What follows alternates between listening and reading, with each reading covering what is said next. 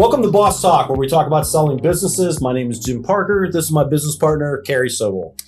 Today's topic is the emotional aspects of selling a business.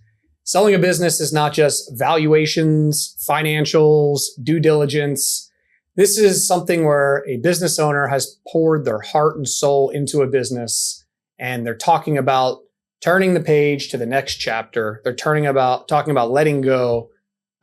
This is a fascinating topic and something that's often not talked about enough. So we're going to cover a lot today about the emotional aspects of selling a business. So grab your coffee or some wine or whatever you need to actually let go, Mr. or Mrs. Business Owner. But let's talk about emotions.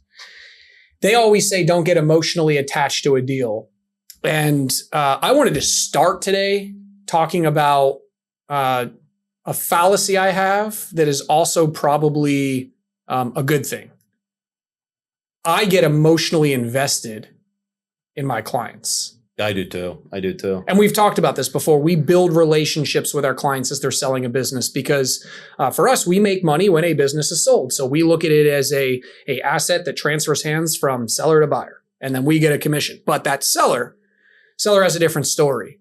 And we usually, because we consider ourselves good humans, we want to actually help that seller accomplish what they're looking to do while we're earning a living.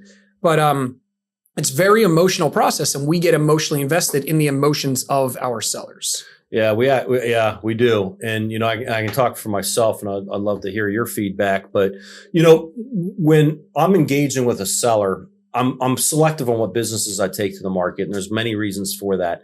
But one of the biggest reasons is this somebody that I like and I trust? Because I'm at that point in my career that I really do not want to talk. If I don't like somebody, and every time I have to interact or call them, I get that feeling like, I don't want to talk to them.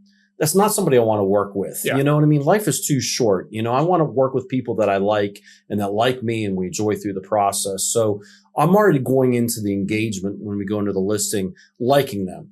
And it's surface level at that point. Maybe I've only talked to them, once, twice, 5 times, 6 times, but we haven't talked that in depth yet. But, this is a long process. It is. And we're going to be working together with that seller for a long time. So you end up having a lot of conversations with that seller. And sometimes, it depends on the seller. I'm not saying it happens all the time, but we might have to talk about something on the phone for 10 minutes. And we spend another 20 minutes on the phone, talking about personal stuff. And I'm not, if a seller's listening to this, I don't want them to feel like they have to do that.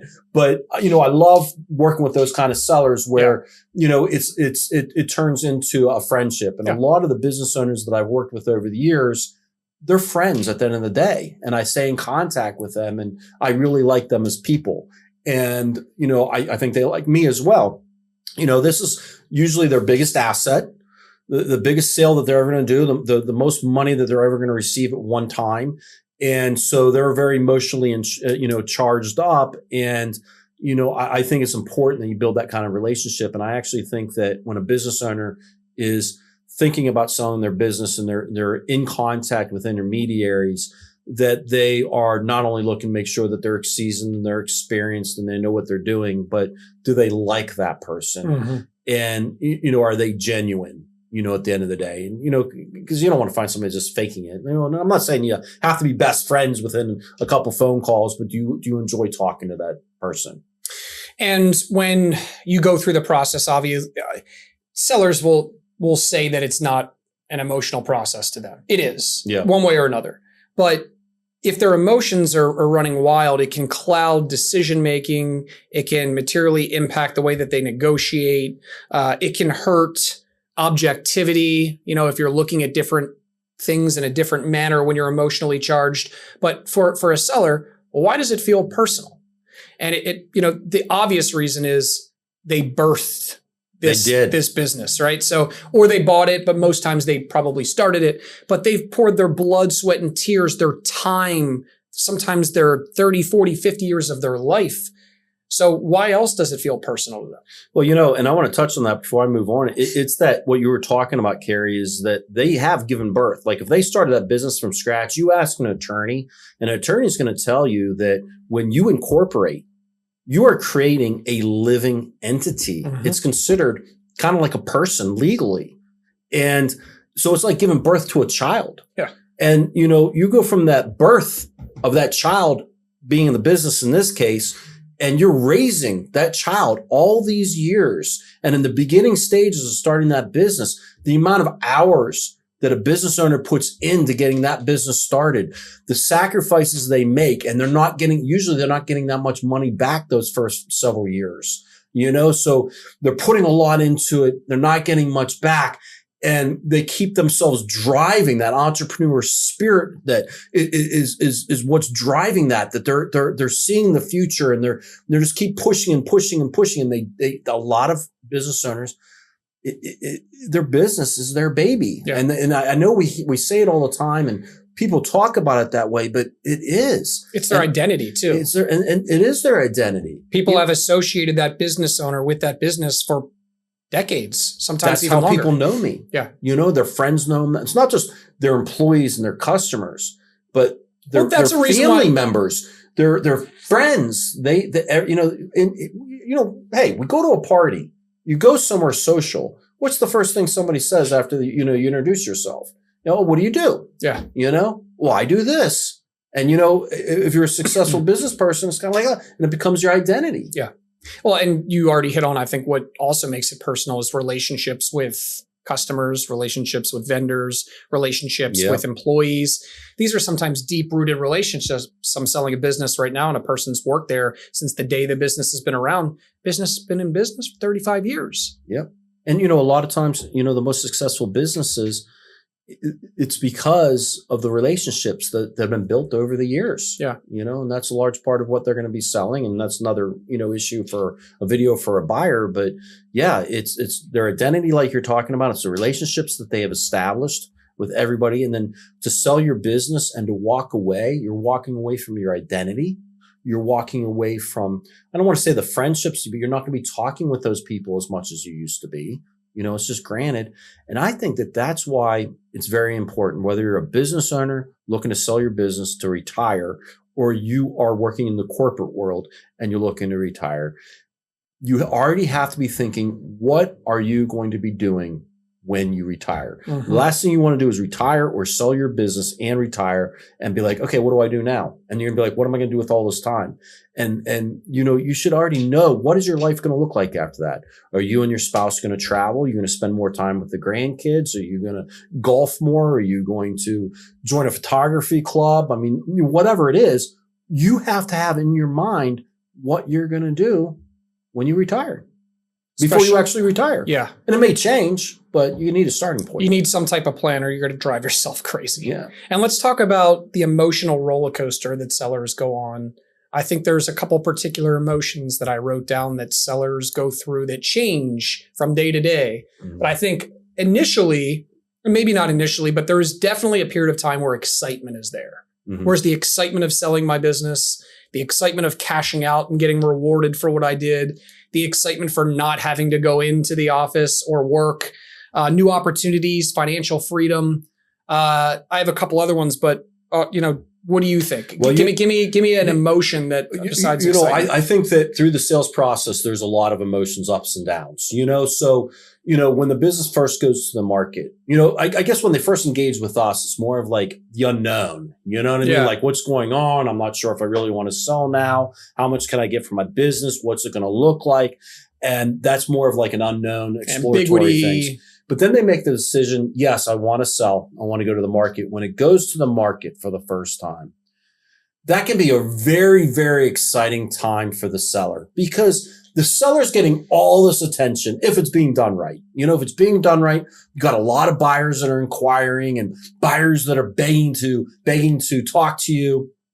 And then, you're starting to see offers come in, and, it's like, okay, that's like, and it makes you feel good. You're getting all this attention. Everybody wants to buy your business. Then you go under contract, and then bam, reality hits, right? Mm-hmm. Reality hits in the sense, okay, you get that due diligence list across, and you're like, I've actually got to gather all this information, and, I'm trying to run my business. I got to gather that up. And then, through the due diligence process and through other parts of the process, there can be some roadblocks that come up. And we talked about this in the last episode, how you have to, we have to look for those obstacles before we get there. Yeah. But, when you start going through that due diligence process, it can go from that excitement where everybody wants to talk to you. Everybody's, people are putting in offers and you feel validated and you feel special. And then, you go under contract and it's like, okay, hey, there's some issues that are popping up that maybe aren't the best about your business. Is it going to close? Is it going to fall apart? I think that's where it goes into like anxiety and fear of,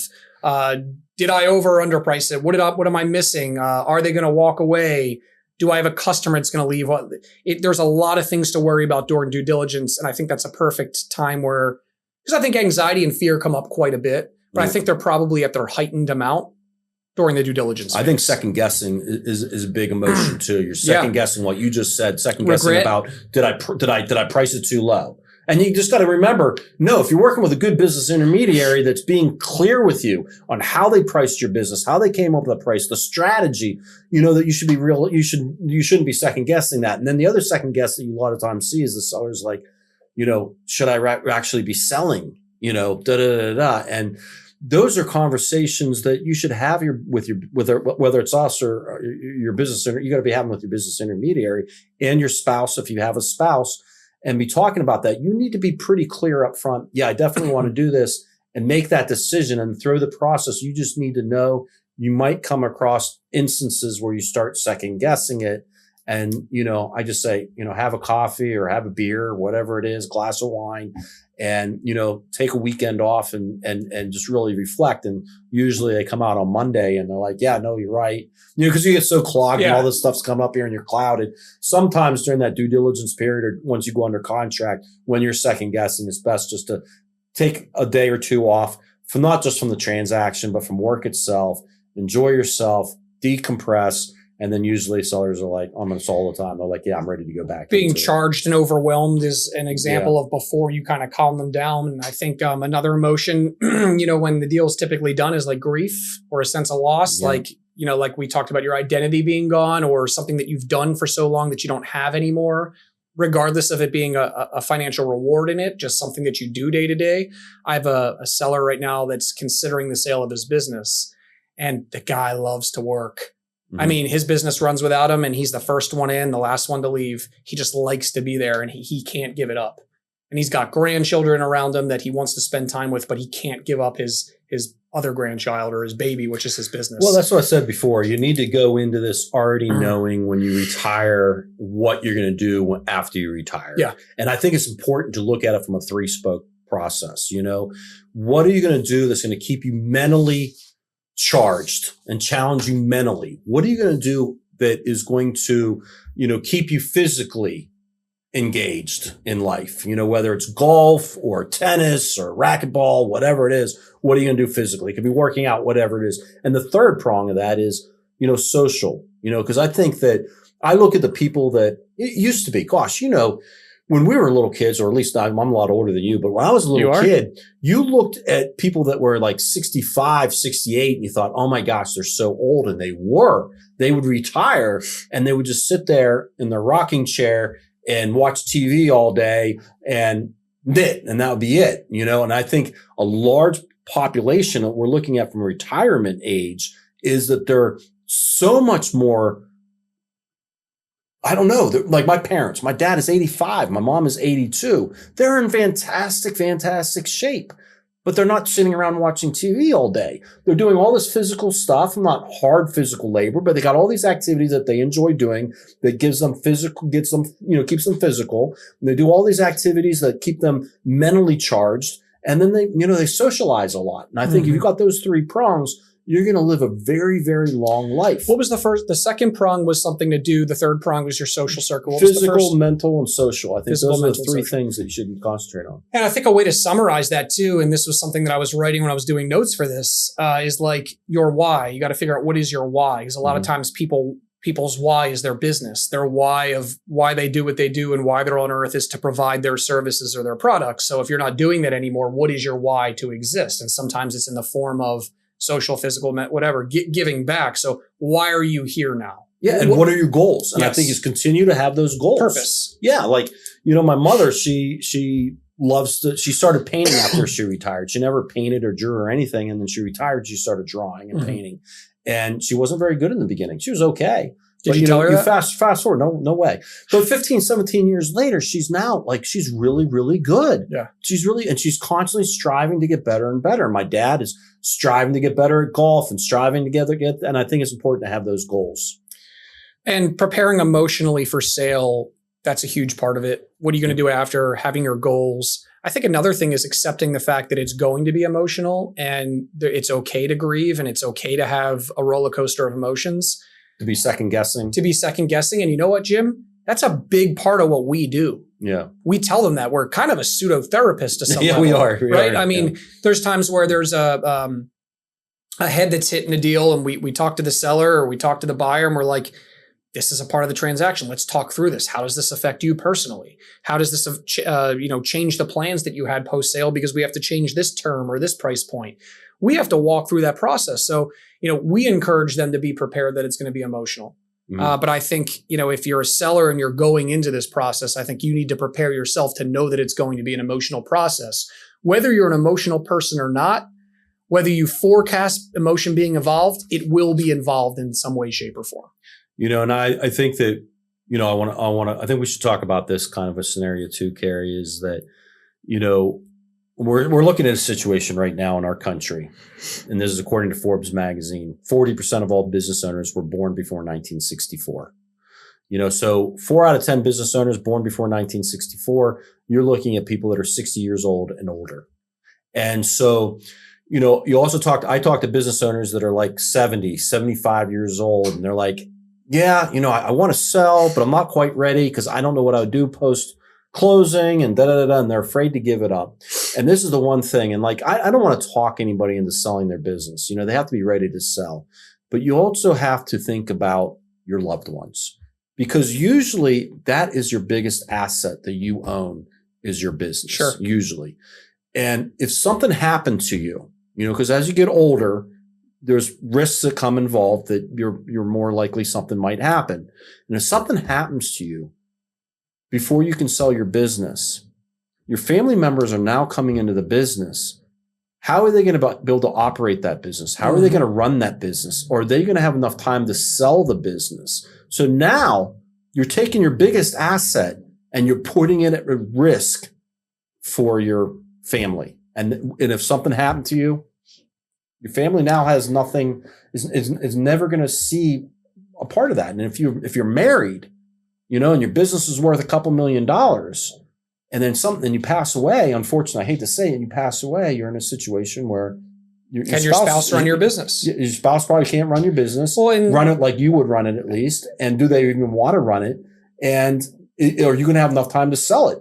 Because the business might start to get impacted immediately. Yeah, I heard a horror story about a husband who passed away. The wife tried to run the business, couldn't do it. Tried to bring in other family members, couldn't do it. Business went to absolutely nothing. All they could do was liquidate all of the assets. There was no goodwill or enterprise value. They didn't own the building. They were stuck on the lease.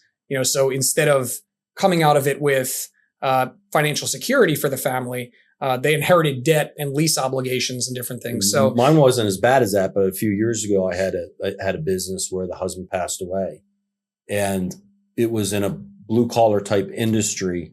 And I hate to say it, but the employees didn't reflect very well on the wife coming in and running the business. Sure.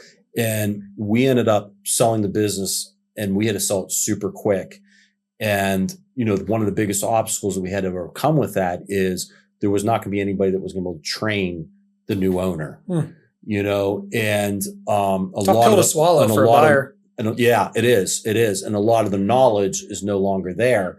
And we also knew, or the wife knew, that the longer she stayed in that business, the more that business was going to continue to drop. So we had to sell it really, really quickly, and we had to discount that business considerably to make buyers feel comfortable. And it sold? It did sell. Is it still operative? I'm not sure. This was probably 15 years ago. But it was a very sad situation. I got another, a few years ago, I met with a guy that owned a pretty large lawn and landscape business, Carey. And the first time I met with him, we talked by phone several times, but the first time I met with him, he said, Jim, the only reason I'm talking to you is because my wife has been begging me for 5 years to sell my business and retire. And so we could travel and spend more time with our grandkids. And he was like 70 or 72 years old. I can't remember. And we listed the business for sale. He made it very clear that he didn't really want to sell the business. He was doing it for his wife. He died a week before closing. Really? He died a week before closing. His wife never had the opportunity to spend retirement with him, and I'm sorry for tearing up. No. Maybe we should cut this out or edit it out, but the topic is emotions. And I never got to know her. I never got to meet her. I did get to meet with his daughter, and his daughter was an attorney, and she was a wonderful person. And the only way we were able to get the deal done was because of her. Yeah. And she had actually used to work in the business. So, by saving grace, she was able to train the buyer, and the buyer got on board with that concept of her training him post closing. But, to this day, I just can't believe that, the guy loved his wife, his wife so much, and his wife never had the opportunity to spend retirement. And she had retired 5 years earlier. How long from when he started to when he started the listing process? Probably 4 months. And he had no health issues. He had no health issues. He had no apparent health issues. He was in good shape. It was very unexpected that it happened. And, things did move pretty quickly. We had it under contract within, 6 or 7 weeks of it going to the market. And then it was, like I said, a week before closing, he passed away. And we ended up closing on the deal. We had to delay the closing by about 2 weeks. Yeah. Because of that issue. But we were able to, and thank God that we were able to still close it, because not only would have the wife not been able to spend retirement with him, but she would have been in financial trouble, right? Yeah, maybe not trouble, but it would have hurt her a lot. Yeah, it would have hurt her a lot. It would have changed the way she could have spent her retirement years. Yeah, and that's the thing that sellers sometimes.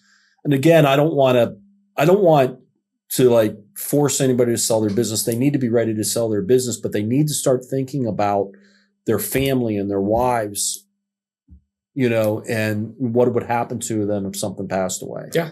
And even if it's the time and the money. Well, yeah, the time they get to spend with them and the money. Even if it's not selling the business, it's having a plan for succession, like in that same, or maybe not that instance, but another instance, you could say, I'm going to hold on to the business. I'm not ready to sell it if it's a stubborn seller. Yeah. But they could prepare a succession plan for their heirs or somebody else to come in and start running the business and have a plan for if and when the business sells, or if and when something happens, training somebody. You said the one business example where they didn't have a way to train the incoming buyer, right? The seller can start creating, standard operating procedures on what they do or what's done on a daily basis. They should. It not only helps with the transition, but it actually creates more value for the business by having that there. Absolutely. And you know what you can also do as a business owner too, is you could sell the business and, maybe you could stay working in the business, just part-time. As a consultant or work part-time or that's whatever. One of the other deals I'm doing right now. The seller, he wants out, he wants to retire, but he goes, this is my identity. I don't want to be detached. And the buyer said, you know what? You have a desk here at any point in time that you want. Literally is keeping a desk in the office. Seller's going to take a vacation for a couple of weeks, hasn't been on a vacation for a couple of years. And then lives very close to the office, plans to come back. I mean, it hasn't happened yet, so we'll see how it changes afterwards. But he plans to come back and be involved. And he was running his shop, but he wants to come in and actually work on some of the machines and whatnot. So it's going to be interesting to see how it unfolds. One of the things that I had on here to talk about was, tips for handling the emotional aspects. And I think this is something that we've probably learned a lot by experience with this. So when I wrote some of these down, I could visually remember some of these stories, but some of it's just kind of logic. So for example, surrounding yourself with a support network, making sure you're not going through this alone. Now, a lot of times when we're selling a business, if it's a husband that owns the business, the wife maybe works in it, or if it's a wife's business, maybe the husband's still associated with it, or maybe it's a full family affair, but there's instances where there is no family and it's just an individual who's lonely, whose life is all about work. Mhm. So having a support group of people that you can talk to through the process, I think, is a critical way to prepare yourself for the emotional aspects. I think that's a great point. And I think another thing is like we were talking about earlier is know what you're going to do post closing and get excited about that. Yeah. Stay focused on running your business, stay focused on the sale, but, start thinking about what you're going to do post closing and try to, like you were saying earlier, kind of detach yourself a little bit so that you're making logical decisions that are in the best interest of selling the business in the way that you need to sell it. So you're not making irrational decisions that you're giving things up or you're trying to hold on to things too much. You got to, they're successful business people. They made a lot of great decisions over the time. But like you said earlier, when you start getting too emotional about things, that's when you start to make that. You're skewed and you're not making logical decisions. So being excited down the road of what you're going to do and start to try to detach yourself emotionally from the business, continue working the business, work as hard as you can. But I think they need to start preparing themselves as early as they possibly can that it's not. Yes. Figure out what hobbies you want to do. Where do you want to travel? What's your purpose? All of those things are huge. And start detaching yourself emotionally from the business. Another way, a tip for handling it is celebrating the journey.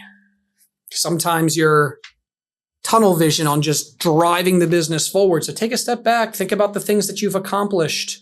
Enjoy the process of getting that offer in and getting the wire that hits your bank account and looking at all the accolades that you have on your wall for the things that maybe you've done over the process. You've been in business 30 years. You went through the Great Recession. You went through COVID. Think about all the things that you've done as a business owner. Have a little pride in it and take a step back.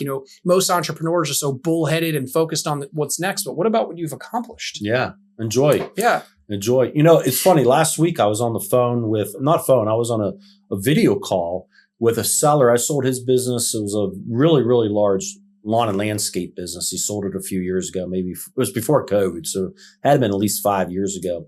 And he was out in his RV with his wife, loving life.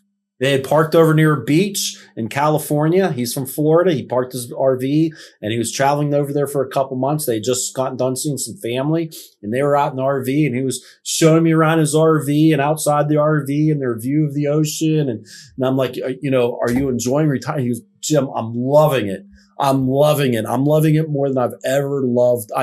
More than I ever dreamed I would. Yeah. And he goes, I can't believe how busy I am. And I think and he's like, sometimes I feel busier now than when I was working. And he goes, I never imagined that, but it's all the stuff I want to do and none of the stuff I don't want to do. And he was genuinely very, very happy. That's incredible. And that made me so excited. Yeah, it's got to make you feel Then good. he put his wife on and I never had the opportunity to meet his wife. And, he said, say hi to Jim. And she was like so thankful. She's like, I'll thank you for everything you've done. And I don't want to, but she was just so happy herself. Yeah. Yeah. And they were just, loving life together. There's a lot of different things that come up through this process from beginning to end. And, while today's topic is emotions, one thing that you and I talked about as we were prepping this topic was that it's also physical too, right? Mm-hmm. So going into the office, you're a desk worker. You go into the office every single day. You want a day off, you can't have it. You just... This comes up, that comes up. You're a blue collar worker. You're swinging hammers. You turning the wrench. Yeah. So there's so many aspects too that become physical as a part of selling a business that should not go undiscussed. But the mind is a powerful thing, and having the clearest head that you possibly can going into this process. One of the other tips that we had, or I've written down, was to practice mindfulness in order to kind of go through this transitionary period. I don't really know how to meditate. My mind doesn't stop. And as a business owner, as an entrepreneur, and a person who helps other business owners and entrepreneurs, I'm going it goes 1,000 miles per hour. You're in the shower, it's going. You're driving down the road, it's going, and it never stops. Yep. But, I think a good tip for somebody that's going into the process of selling your business is to try to practice some mindfulness. Yeah. It's not an easy thing to do. So it's easier said than done. Some other points that we talked about is, there's emotions of the buyer too. Oh, yeah. And I think we should touch on those. This buyer may be a buyer that was working corporate and is leaving corporate for the first time. And now they're going to, and they walked into that office for 25, 30 years, looking out the window, thinking about that American dream. Yep. And now they pulled the trigger and they're on the 5-yard line and they're about to close and buy the business. What the hell do you think's going through that buyer's mind? It's a lot of risk going through that buyer's mind. I had a buyer a few years ago. This is going several years ago. It was a really great business. They put an offer in and they backed out during the due diligence period. And I asked him why. And he said, at the end of the day, my wife told me that she didn't want to go forward. And she begged me. And I was like, when we had these conversations up front, I always talk to buyers, what does your spouse think about you acquiring a business, blah, blah, blah, blah. But when that reality starts hitting, and in this case, the guy was making pretty good living. He was making, I don't know, a couple $100,000 a year. And this is before inflation.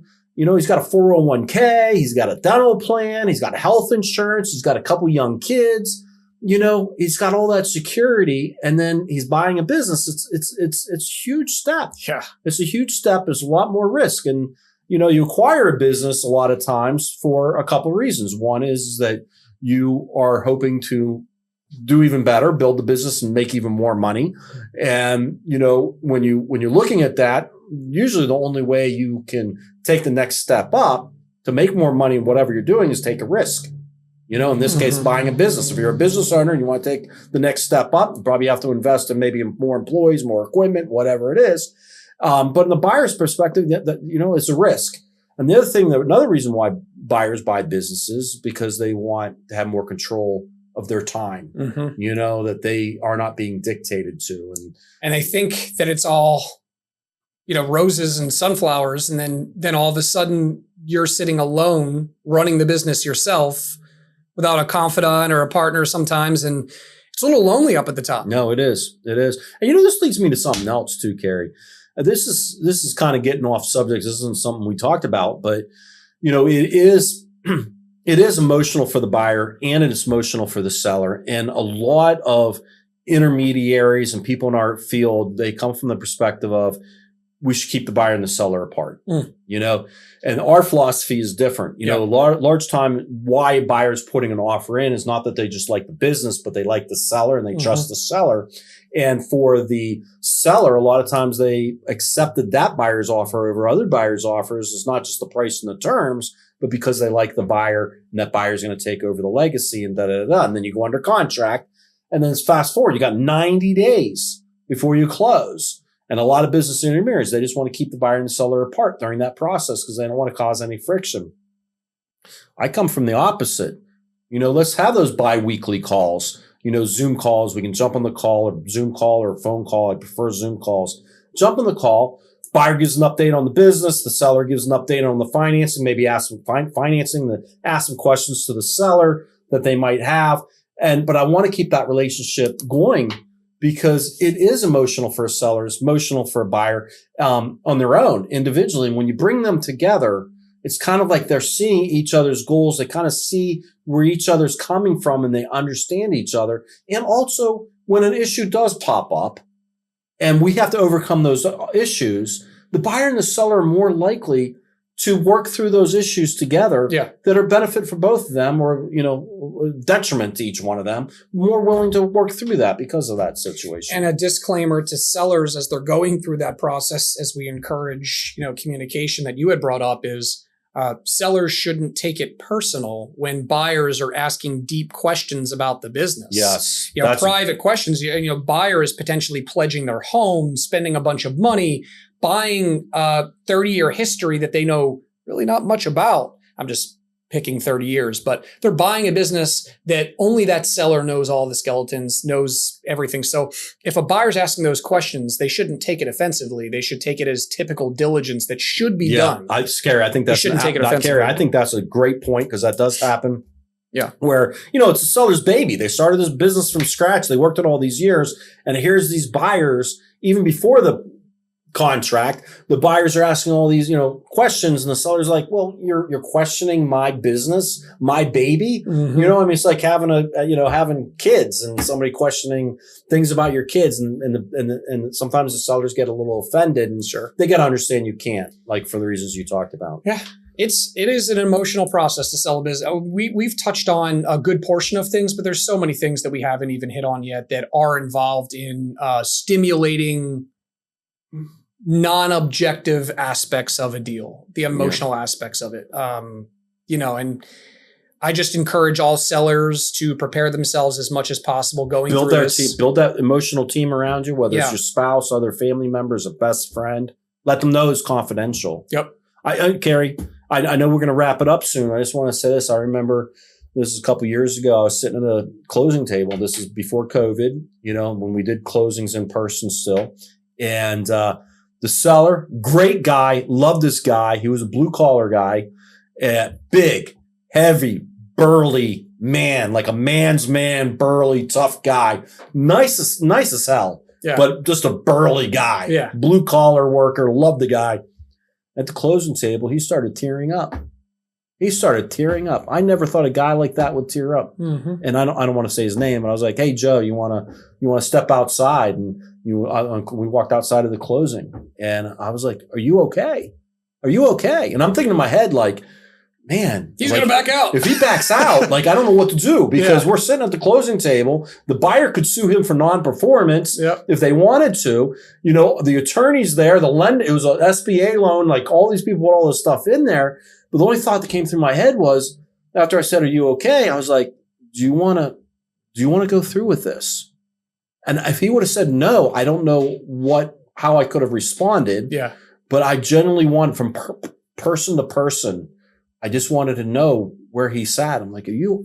And it's not his real name, but I'm like, "Joe, do you really want to follow through?" And he goes, "No, I do." He goes, "I do, but it's tough. Yeah, it's really tough."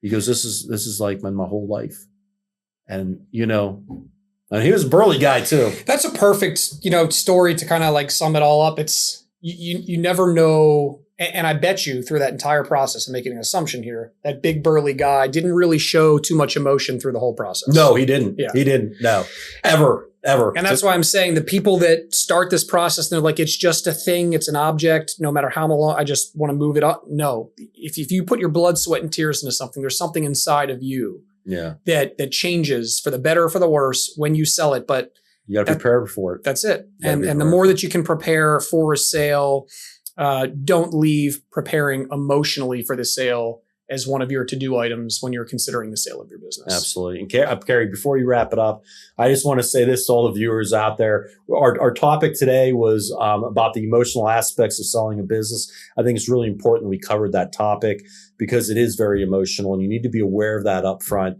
And I'll let Carey wrap up, but I just wanted to apologize for you guys that I got emotional. I wasn't expecting to get emotional, and I apologize that I did get emotional. I don't think you should apologize, because that is right on par for this. And really what the audience doesn't know is Jim was just faking it. Just kidding. I'd be a heck of an actor. Thank you so much for joining us on this episode of Boss Talk. We will see you next time.